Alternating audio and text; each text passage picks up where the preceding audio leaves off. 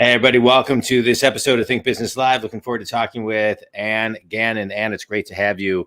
You're a CPA, founder of the Largo Group, a leading accounting firm specializing in over-delivering for the entrepreneur and the business owner. We'll get to some other of your accomplishments in a little bit, but let's kind of dive into that. I really want to zoom in on what over-delivering means today versus pre-COVID. Oh, that's a great question. And first of all, thank you so much for having me. It's Yeah, thank always you. great to talk to you. Yeah, I mean, I think what really has changed in, what the entrepreneur or the business owner is looking for is just real time information or as close to real time as we can get.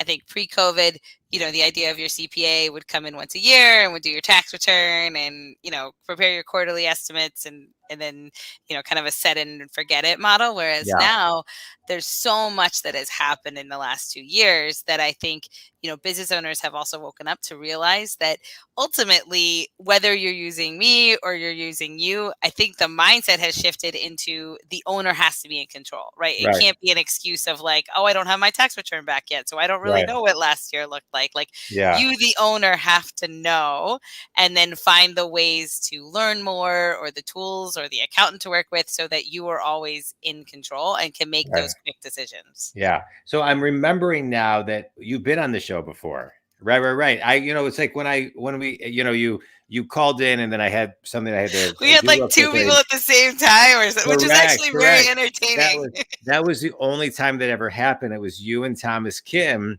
For some Yeah. reason, the wires got crossed, so we did it both at the same time, and you guys were in the room. Right, right, right, right. That was Yeah. in February of 2021. Yes. And so Yes. here we are almost really a year later, right? Right. So what's changed over the last year? Yeah, so I feel like in some ways it's for me and from what I've seen with clients, it's kind of the realization I think in, February 2021, you were still in that like adrenaline rush of like, oh, I just have to get through this and like, oh, it's, just a couple more months and then everything will be back to normal. And I Right. feel like now in this year, it's the realization of it's not going to be back to normal, that my business has changed, that things, everything is just different. And so I think we just have to learn from those differences versus like the waiting till things come back. Yeah. How are you evolving with that mindset as you continue to grow your business? Because you have had tremendous growth. You've led the group to experience 50% growth annually since you started in 2016. And I think a lot of companies right now are looking at their business and saying, we know we have an idea what's in front of us. We don't fully know what's in front of us. How do we forecast? How do we project? How do we build a business where pivoting is now part of the business plan? Yeah, I mean, I really think it's, when you're looking towards growth, it really is, not putting a limit on it because so much has changed. Whether you're a restaurant owner or, a consultant or gym operator, I mean, you really can't say in any business that I could think of where you could say, oh, I'm going to grow 10% off of last year. Because last year was a Yeah. crazy year and you could have been locked down for half of it. Or, so I really am encouraging our clients, whether or not you like what last year looked like, remember that last year still had a lot of challenges, especially if Yeah. you're in the Northeast or anywhere that's cold. You had about 6 months that were impacted on either side of maybe a good summer. But the other thing that's changed is you probably have increased your prices, right? You probably charge more and it probably costs you more to operate. So fundamentally, even if the name is the same, it's probably a different business. And I think if you Right. go into that mindset, even for us, it's like, I'm on the phone so much more than I was pre-COVID, right? Pre-COVID, people were kind of in that same model, even if we did monthly accounting. I mean, it was a little, much more status quo, and that was what it was. And even for me, I've kind of come to the realization that Yeah. I'm just going to be on the phone more, and that's okay. And I like being able to Zoom and see my clients, and but I think even thinking about that as like my role is probably always going to be different from what it was Yeah. in 19, and that's okay. Yeah. I think the phone is a lost art. I think a lot of times people forget about the phone, and it's really important. I mean, video is great for many, many reasons, and texting is great and email is great, but the phone is a lost art that I think people really need to kind of get back connected to. One of the things I mean, not one of the things, but you specialize in restaurants, and restaurants have had a really challenging couple years these last 2 years. And so, what tell us a little bit about for those listening who own a restaurant of any type? What are some of the things they should be thinking about and planning for moving forward as we sit here recording February 8th, 2022, I mean, I think and hopefully a endemic, yes, movement, hopefully. exactly. Yeah, Exactly. And I believe that 2022, especially for restaurants, is going to be better. I think you are going to have the people that want to come back and summer and all of that. But I think fundamentally, for restaurants especially, it's really being honest with the cash that you received. For most restaurants, whether you're, a $10 million operation or $1 million operation, you received a lot of cash in the last 2 years between ERTC and PPP and RRF if you got it, and city grants and state grants and all of that.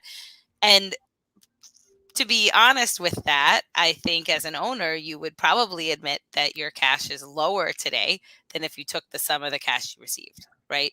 So it's hard, I think, for restaurant owners to see the forest through the trees, right? Like, you have a great cash balance, so it must mean things are going well. But if we really dissected, chances are your business has lost money for 2 years, but you've received all these government programs. And that's okay, right? Because the yeah, industry was closed and all of these other reasons that we can completely justify. And it doesn't mean, you stink as a restaurant owner. But I think that's a very important analysis to start, because how big is that bleed? yeah, Right. yeah, And are we going to get to cash flow positive this year? Right? Is it another 18 months? Like, and depending on where you are, that's a different conversation. I mean, I've had some in California where you're like, I don't think I'm getting there before 2023. Or, even in the cities, I don't think I'm coming back this year fully. Maybe I'm yeah, closer, but not fully by the time you full rent and debt service and all of those things that are back now. yeah, Um, but I think the worst thing you want is to bleed for another year and then be sweating cash flow a year from now and go, oh man, I didn't realize my business wasn't operating to a profit. yeah, yeah. Yeah. So let's talk about that. You're talking about mindset. You're a former, women's Eastern amateur champion. Right now I think getting real about the business, getting competitive about the business, getting grittier about the business, right? So and getting more strategic on an ongoing basis is really, really important. I think a lot of times pre-COVID, people were not as present with their company and forecasting effectively, and thinking about option A, B, C, and D. And so, what's the mindset of an athlete, the mindset of a CEO? What should that mindset be moving forward?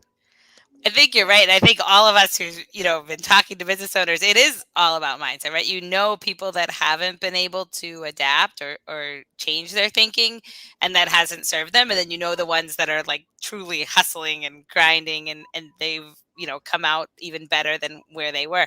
But I mean, I feel like a lot of time over these last 2 years I've spent, kind of looking back at like the difference between thinking as an athlete, especially top level, like competitive athlete where you have all Yeah, this pressure versus business. And I feel like as business owners, we don't realize a lot of times the pressure that we're under. Right. Like if I'm playing in a top level, competitive event and I miss a shot, I could tell you right away it was nerves, right? Like I'm like, oh, that was nerves. That was such a silly shot. And I know I could hit that shot all day long. I was just nervous.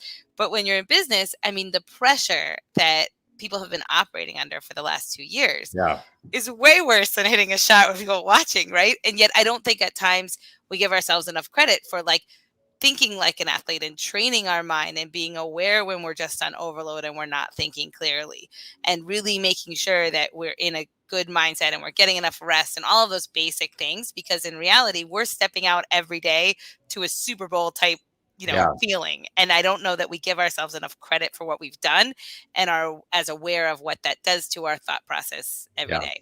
Yeah. Yeah. I think we really got to all figure out how to get back to center faster, today, because there's just so many more moving parts, so many more distractions. Let me ask you a question about your business as far as, one of the things you talk about is in your bio is client retention and care. And And I think CPAs have a high level of retention, right? Once you start getting a client, but retention is a big issue around the world right now when it comes to employment.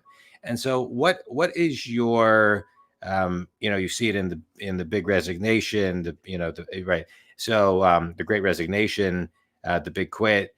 What are some of the secrets you have to retaining clients and retaining your team? Yes. Well, Yeah. I feel like first, I think it's really good to understand what they're looking for because especially with accounting, it's the language of business, right? So if someone comes to me, it's silly to think that they're just coming because they want a tax return prepared. Like there's probably something else that drove them to use me versus the guy they met at, some networking event down the street, right? So whatever the reason, there was something that kind of had you pick me, and I Yeah. really try to figure that out because I think at the end of the day, I'm not doing my job if I'm not communicating to you how your business is doing. So if you leave Right. a conversation with me and you still don't know or you're still confused, then I feel like I haven't done that job correctly. And I feel like sometimes, especially in service, and even pre-COVID, you had the thought of like, I'm going to make this really complicated so I can charge more, and people always need to use me. And to me, I feel like that just creates frustration. So I Yeah. really try to simplify it, break it down, and something that everybody can understand because I feel like that is appreciated on the other side. Yeah. Breaking it down to the simple. I think that's so important. Yeah. Yeah. Well said. All right. You ready for a quick speed round, I'm Anne? ready. All Yes. right. Best piece of wisdom you've ever received. Um, yeah, I would say go for it, right? I All think right. best piece of wisdom is that life is short, and if you have a dream, go for it. All right. Good. Um, favorite book and why? I would say that's a really tough. I would say Power of Now. Trying to be more That's a good present. one. Yeah. Oh, yeah. It's the best. Favorite golf club. Driver. Okay. Last question. Last question.